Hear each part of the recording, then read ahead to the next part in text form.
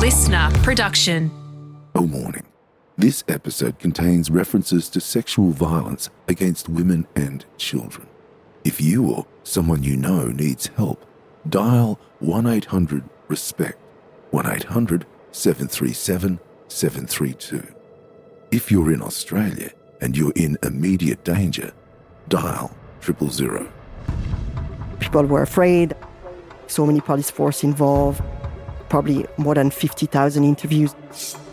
When a merciless serial killer terrorised the women of Manchester in the United Kingdom with a spate of brutal attacks, police and forensics experts were left stumped. Different people were going to the different cases. There was no systematic recording of the information. Now, almost 50 years later, forensics has learned and built more advanced technologies that could have helped catch the killer sooner and saved more lives. There was a new person who came on board, started what we call now geographical profiling. Often with that kind of crime, the person needs to live around the area where they commit the crime because they have to go back home. He actually put on a map all the location where the crime occurred. When they did that geographical profiling, the location where he actually used to live was in the middle. It was the center of gravity. In this rewind episode of Crime Insiders Forensics, host Kathryn Fox sits down with expert Dr Marie Morelato to understand how forensics has learned from this case and to unpack the current strategies being employed to catch criminals and save lives. There was like a lot of murders that were committed in a different location near the Manchester region. And during that investigation, they didn't realize that all these cases were linked to one another. And the reason behind it was there was no systematic recording of the information in all the different cases. And also different people were going to the different cases. So they never noticed that the cases were linked. So if there was a more systematic way of using all the information that was collected on the different cases, then this person maybe would have been apprehended earlier and wouldn't have committed that many murders. What sort of evidence were they not putting together in this case? Well, there was different traces, so it was not the same trace that was collected in each of the cases, but different type of trace. There was a skid mark in one of the cases, so they analyzed like 53,000 owners. So there was lots of resources that were put into place. Of the car or the tyre? The tyre, yeah. So Peter Sutcliffe is the name of the Yorkshire Ripper. He was one of the person interviewed, but nobody really realized he had an alibi and nobody really realized. So there was a skid mark and then there was like a car description as well. And then there was like a banknote in one of the case, which was one of the prostitute had a banknote and it was really new and it was from a specific location. So they did actually look at this location where the banknote was emitted to see whether one of the people there could have been at the source. And Peter Sutcliffe was again part of it. So there was not one type of traces, but more a lot of information that was not structured and not really centralized either. So nobody really noticed that these cases were part of the same series. By extracting the information from these traces, we are able to link different cases to one another. So really, forensic intelligence is derived from these traces that when extracted, analyzed, and interpreted, it can provide knowledge to decision-making in policing and in the broader security context. Provided it's recorded somewhere and accessible to someone else. Yeah, exactly. It sounds incredible because there were 13 women murdered and at least another 7 attempted murdered. And that's a lot of women to be going missing in a relatively small population base. Yep. And to not link similarities, it's difficult for us to understand unless the police are acting so separately. And that's often what is happening, even nowadays, often different states and police organizations will work kind of separately from one another. And the information sharing is still nowadays very difficult. It is a bit strange, in a way that we didn't notice, but also, unfortunately, they were the red light district, people from the red light district. And I think that's unfortunate, but often that the misrepresentation, they are not that represented in the community and things like this. So they might have not been searched for the way other might have, like, a higher profile, exactly. abduction or killing of a teenage girl who's at university may get more media attention. Yeah. When was it that the cases were finally linked? So really, the first kind of attempted murder was in 1969, but it was an assault, and it was a prostitute, and she didn't press charges. Was it Peter Sutcliffe who was identified? It was him. It was him. Gosh. And in 1969, and then really when it started, 75 to 80, the 1980s, when he committed all his murders, the 13 murders and the 7 attempted. And in 1977, when they actually realized, I think it's one person committed all this crime. It's a long time they didn't realize all these cases were linked to one another. And then people were afraid and all these different things. So they put so much resources, I think so many police force involved, and interviews. There was probably more than 50,000 interviews. And then in 1980s, there was a new person who came on board, was Stuart Kind. He came and he started what we call now geographical profiling, because we know that often, especially with that kind of crime, the person needs to live around the area where they commit the crime because they have to go back home after they commit the crime. So he actually put on a map all the location where the crime occurred and also what time occurred, because, for instance, if it's further away, then the crime is more likely to occur in the morning because he needs to go and then come back at nighttime. And it's interesting because actually when they did that geographical profiling, the location where he actually used to live was in the middle and it was the center of gravity. So it was actually accurate to find out where that person lived. So it's actually really interesting. And that's what we call geographical profiling. And it's really used as well in forensic intelligence to try to find out hotspots or where are crimes more likely to occur. So we can put more police patrol and things like this. And that would have been great, from the start, but it was 1980s, right? And then in 1981, that's when he was imprisoned. But he was it was a patrol encounter. He had false number plates and they just arrest him. And then looking at all the stuff, I think they probably look back at all the cases and manage to link him. Looking back retrospectively, what do you think in a perfect world should have been done and probably would be done today? So I think the systematic recording of the information is one thing that wasn't really done at the time, and that caused a lot of issues because nobody could see the links. The communication between the different organizations and between police was also something that was not really done. Information sharing, that is very difficult to do because, of course, there is different legislation and things like this, and information sharing still nowadays is not the best, but it's still something that we need to improve on. And then I think also a systematic way of analyzing all this information and more processes in place that are able to analyze this information in a systematic way. And I think that's something that might still be missing because we still don't know exactly how to do that. And with different type of information comes different ways of analyzing, but having models and really processes that are able step by step to analyze this information, to detect, record, extract, and analyze this information, I think that's the way forward. Is AI a big part of that? Yes and no, because with AI, it's the same as when you talk about the computer. Whatever you put in is whatever comes out as well. And with AI, it's the same thing. So they learn from things. But if the things that you put in is not good enough, then they will learn things that are not good enough either. So it is obviously helping. Machine learning and all these different things will help a lot, but it's not the only solution, I'd say. Do you need someone skilled then to actually extract the information that you're looking for? Yes and no, but I think if you have very generalized process to do that, everyone could potentially do it. Not everyone, but people with forensic skills could potentially do that. I think whatever trace it is, finally the process would be very similar.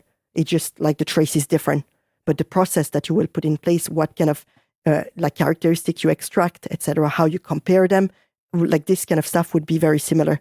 So I don't think you need someone with just deep learning skills And with no understanding of forensic science, that wouldn't work. I think you still need someone with a strong understanding of forensic science and maybe some skills in deep learning. But if you just put someone with deep learning skills or AI skills, I don't think it's going to work because they don't understand the entire process. So how does a police force, intelligence agency, forensic intelligence officers, how do they collate all that information? We don't know how they did it then, but how would they do that today? So would have obviously database, which will be the one thing which they report everything. So every time they go on a case, then they have to bring it back and then enter all the information in database. But I think often we realize that forensic intelligence is not that easy to put into place in practice, because even though we have this database, there is a lot of different systems in police organization and they might not talk to one another as well. It has to be quite simple in order for people to use it. So it needs to be structured in the sense that not just the trace that was collected, but also if there is any links with other cases, needs to be recorded as well in the database. Otherwise, people might not see them. And if there is a systematic way of doing that, so depending on the type of trace, so if I talk about the illicit drugs, we can extract a profile from this illicit drug. So for instance, if you have methamphetamine, ice, and then you extract the information from that profile, so from that seizure, you can actually record that information into a database. And based on that information, you can actually compare it to other profile from other seizures automatically using comparison metrics.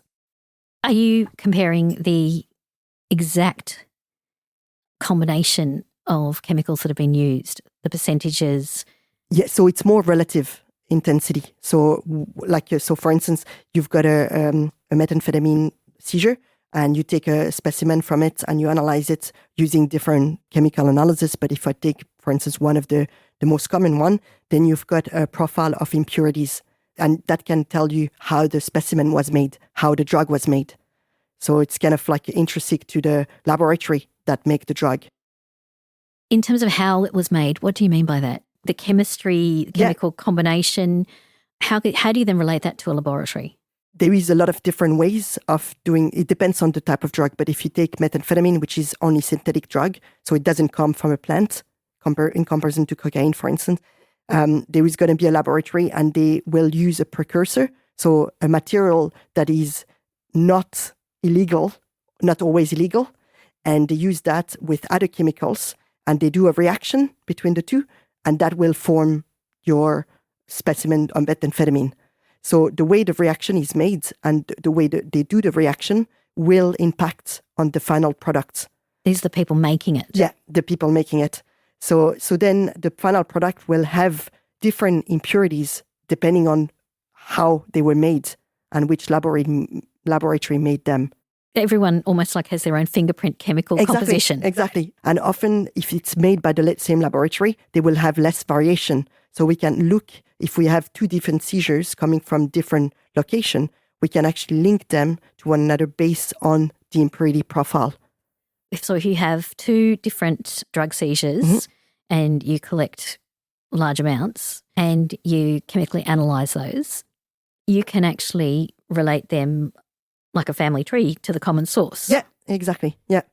What happens then, though, in the street, if you've got a tablet, I understand you can do that, but powders and things that can be diluted, how do you then relate them back as they're being on-sold and diluted? There's the distribution chain with So there is a few different analytical techniques that are used. And of course, the different ones will look at different things. Sometimes they will look at the adulterants and the diluents. So the adulterants, which are things that are added to the drug in order to make more money, really. Make it go further. Yeah, exactly. So different techniques will analyze different things. So there's one technique that might analyze just that. One technique will look more at the impurity profile that I was mentioning before. So of course, usually if you look at the laboratory that produced them, then you will look more at the impurity profiles or the RMS, the isotope ratio. We actually talked about isotopes in terms of locating a missing person who was found. Yeah. And the team looked at isotopes, then discovered that this gentleman may have actually spent a fair bit of time in Australia. Is that the similar sort of thing that you're looking at isotopes? Yeah, you can do that as well. So how, if they're all artificial, non-natural chemicals, do you isolate what part of geography in the globe they come from? Yeah, I think it's with synthetic drugs, it's not as good as with plant-based drugs like heroin or cocaine, for instance, because with cocaine, of course, we can find out the region where the plant was grown. Usually it's South America, but you can actually point the region where it was grown based on the isotopic ratio. So it's another optical method that you can use as well. That's because the isotopes are very different in the soils in different parts of the world. Exactly, yeah. And the plant absorbs those isotopes. That's amazing. Yeah, so it's actually the isotopic ratio has a lot of different, they can be used in a lot of different ways, as you mentioned with the case of the missing person. Is it almost like a genealogy search that you are going back to who distributed that, where did it come from in the first place, because you're finding all these different locations? It is and it isn't. I think it's with the DNA profile, it might be a bit more accurate in the sense that there is a markers and things that is with illicit drugs, especially with synthetic drugs. There is still some people might use the same method in order to make their drugs.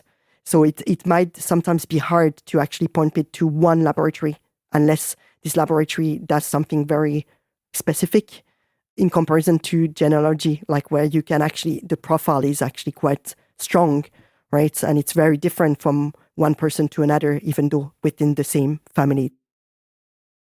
How do you then deal with the backyard, the ones we imagine? I don't even know what the percentage is of backyards versus these commercially organised crime laboratories. That's one type of information, right? One type of trace, which is the illicit drug seizure.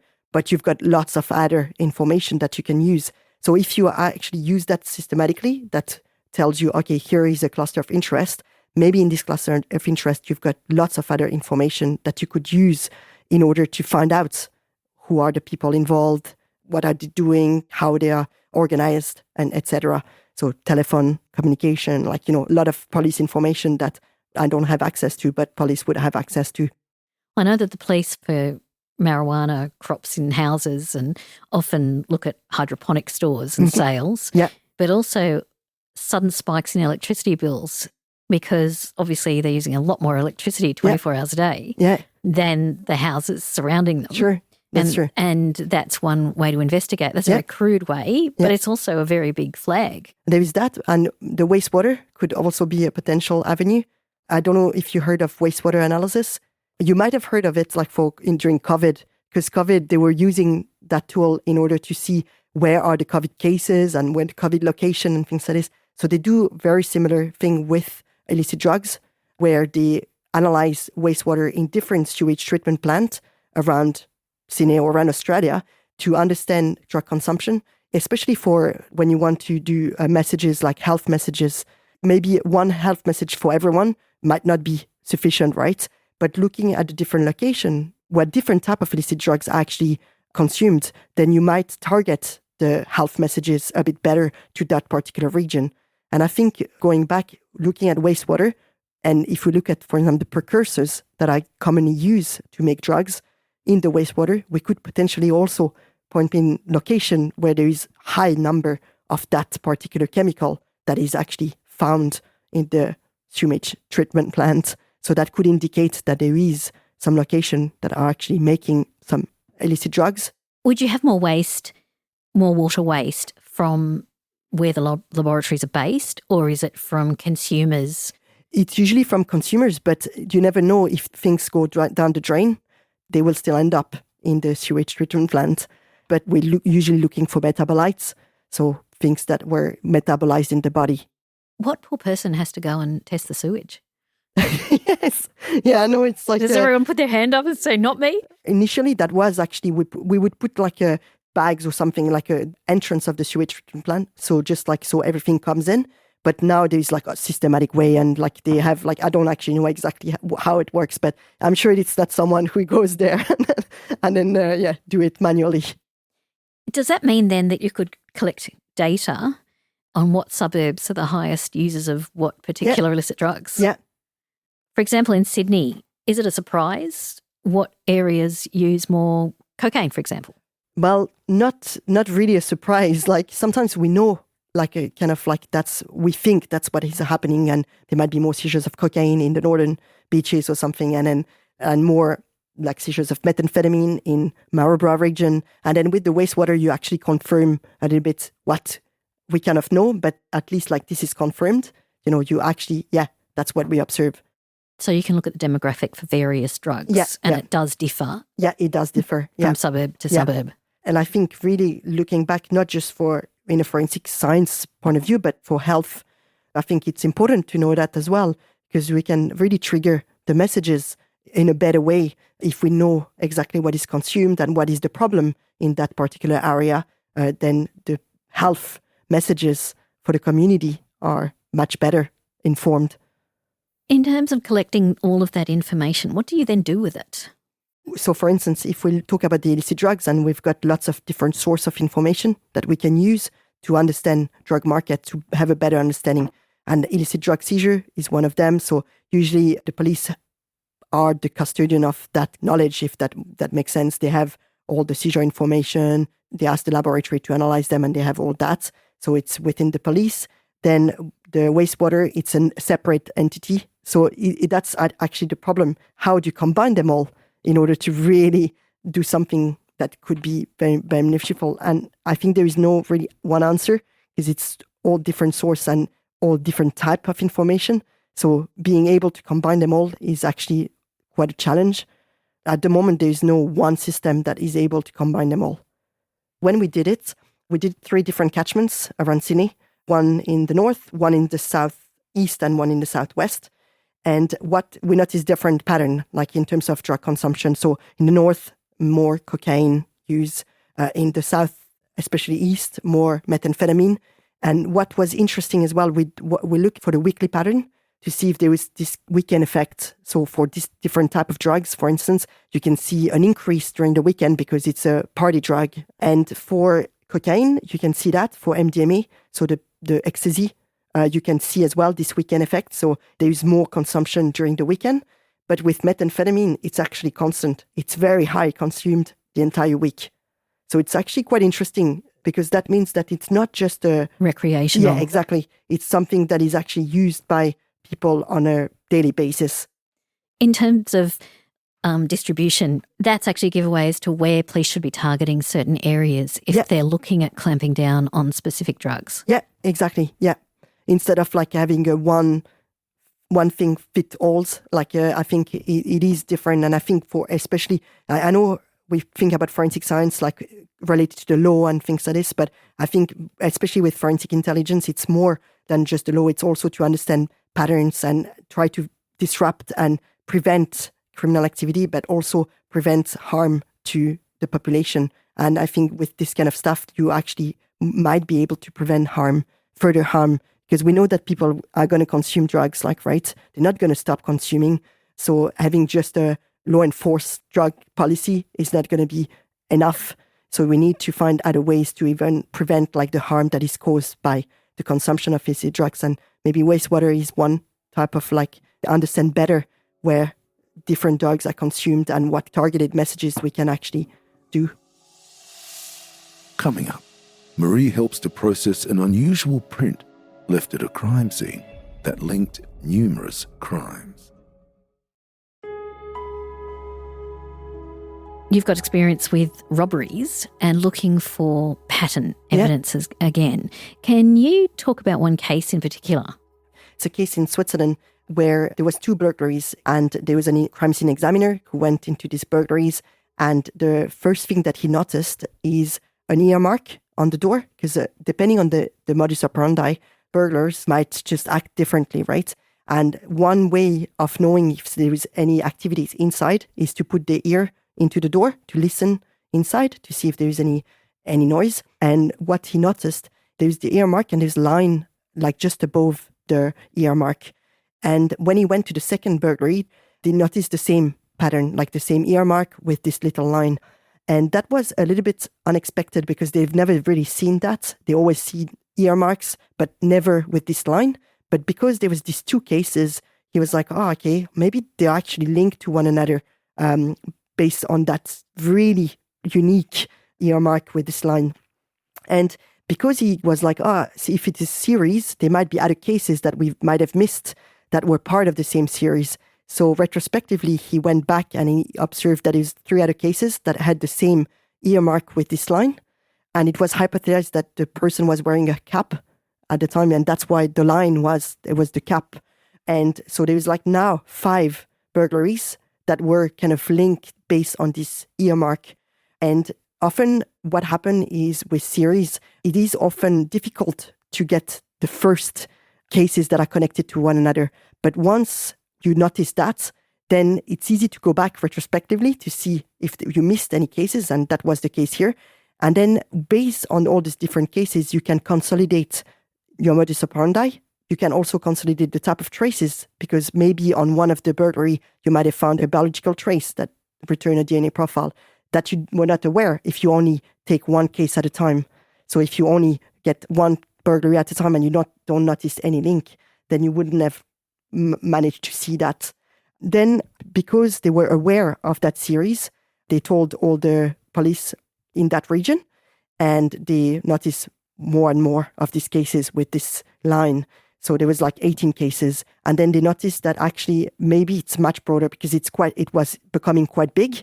Still no person of interest, but they told the region, like the other region in Switzerland. So in Switzerland, you've got states similar to Australia, but much smaller scale.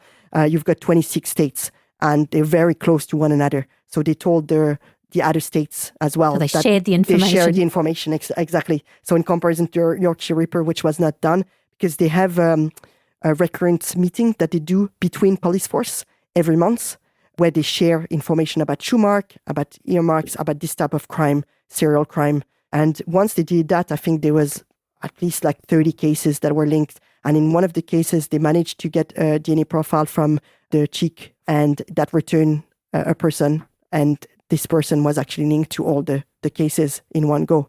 So it's a very good example to see as well, like how the series is constructed and how people then will look for traces because they are aware of that series. So they will look for these traces. They fingerprint the door and above the door handle, but not necessarily the middle of it. Exactly. Where and how else is forensic intelligence being used? Yeah, so one other example that I'm maybe thinking of is the use of that kind of like process in the area of false identity documents.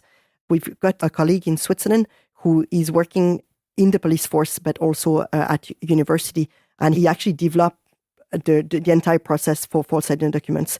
Similar to the illicit drugs, when you can extract these different impurities on the illicit drugs, the chemical information, with the false identity documents, we can actually extract visual characteristics. So we know that forger will make the documents in a similar way, similar to illicit drugs. They will use a synthetic pathway to make the illicit drugs. With false identity documents, they use specific printers, etc., and they will make the same mistakes in a lot of documents. So we can use these characteristics in order to link false identity documents to one another and potentially find out the forger, like the person who actually making all these false documents. So now we've developed this systematic way of recording that information. So all the police force in Switzerland are able to access that platform, and anytime they seize false identity documents, they can record characteristics of these documents that could potentially lead to a connection with other documents. And in this platform, there's also links that were created. So if they observe links between the documents, it's actually recorded in that database, if you want, that is shared across police force. So anytime there's a false document, they actually upload it in that database, and they can see straight away if that document is actually linked to something else, another case that they previously didn't see. And now it's actually one step further. They actually talk to Interpol and Europol, and it's going to probably be hosted at Interpol, and all the police around the world will be able to use that system in order to observe kind of links between different documents, and potentially, based on that, you could potentially find out massive criminal organizations that are behind these fraudulent documents. And they managed to actually find one of the case where the the actual forger was in Italy, and this forger was involved in so many documents that were used to commit other crimes, like smuggling of people, etc. So it's actually quite useful. And it's this simple trace, right, which is this document. And you can extract this information to try to observe patterns and links between cases. And link back to a source. And link back to a source, yeah. Thank you so much, Marie, for joining us today and talking about forensic intelligence. It's been great. Thank you so much for the invitation. I really enjoyed it as well. Thank you. That's all we have time for in this Rewind episode. If you know someone who loves true crime, recommend our series to them. And check out our videos by searching Listener Crime on TikTok or Instagram. I'm Dan Mullins, with sound designed by Niall Fernandez. This series was recorded and produced on Gadigal land.